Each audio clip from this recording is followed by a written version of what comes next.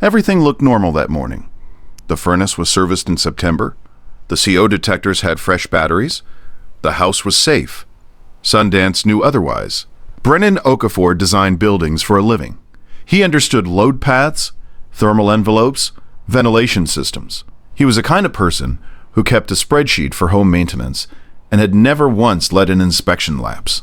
His house was not a house where invisible things happened, because invisible things happen in houses that weren't properly maintained. His was. He had checked. His son Theo was 18 months old, a round-faced, relentlessly cheerful boy who spent his mornings on the living room rug with an assortment of board books and soft blocks. Sundance, their 4-year-old golden retriever, had positioned herself 3 feet from Theo every morning since he learned to sit unassisted. Not because anyone told her to, because she had decided. The first morning it happened, Brennan thought Sundance was cold.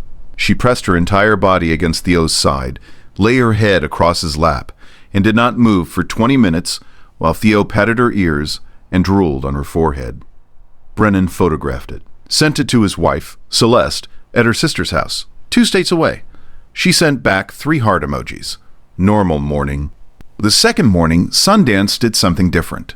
She came from across the room, bypassed Theo, walked to the heating vent in the corner of the living room, lowered her nose to the floor vent, inhaled for several seconds, then returned and pressed herself against Theo's left side again. She repeated this 3 times over 40 minutes. Vent. Back to the boy. Vent. Back to the boy. Brennan watched it, noted it, did nothing with it. Dogs do odd things. On the 3rd morning, she began waking him. Not barking, not pawing at the door. She pressed her nose to his left hand, which was hanging over the side of the mattress, and exhaled against it until his hand moved. He was awake in under a minute. She turned immediately and walked to the hallway and stood at the top of the stairs. He followed her. She went to the living room. She went to the heating vent. She looked at him. He told Celeste about it by phone. "I think something is wrong with the furnace. I'm going to call someone," she said. "Or the dog is just being strange." He called the gas company that afternoon anyway. The technician, a man named Ray Espinoza, 11 years in residential service, entered the crawl space below the living room and came up 17 minutes later with a particular expression that Brennan would describe later as professionally controlled alarm. "There's a heat exchanger crack," Ray said. "It's been venting combustion gases into the living space through the floor duct system, probably for 4 to 6 weeks. He held up his monitor. "Your CO levels in the living room are at 82 parts per million. The alarm threshold is 70.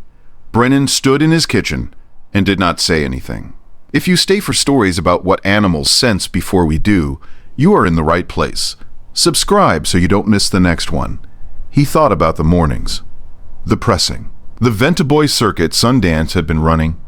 He thought about the fact that Theo sped every morning directly above that vent, at floor level, where CO concentrations are highest. He thought about 18 months old and 82 parts per million, and a spreadsheet that had listed furnace serviced September, and never flagged what happened between September and now. Ray Espinoza said, "You've got a dog?" Brennan said, "Yes." Ray said, "CO accumulates slowly. People get headaches, and they think they're tired. Dogs register the early compound shift before the concentration reaches human threshold." He said it the way people say things that are true and obvious once you know them, he said. "Your dog was keeping your boy away from that vent."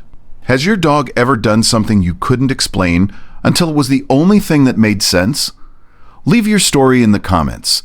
These stories deserve to be heard. The furnace was replaced the following week. Celeste came home 4 days early. The first thing she did was kneel on the living room floor and hold Sundance's face in both her hands for a long time without speaking. Sundance bore this with the patience of an animal who had been trying to say the same thing for 3 weeks and was simply glad that someone had finally understood. Every guardian deserves to be recognized, even the ones who never ask for anything in return. If these stories matter to you, subscribe so you never miss the next one. Brennan updated his maintenance spreadsheet. He added one line at the top above every inspection date and service record. It said, "Ask the dog first." The next story is about a dog who knew a baby's breathing was changing 4 hours before any monitor in the house detected it.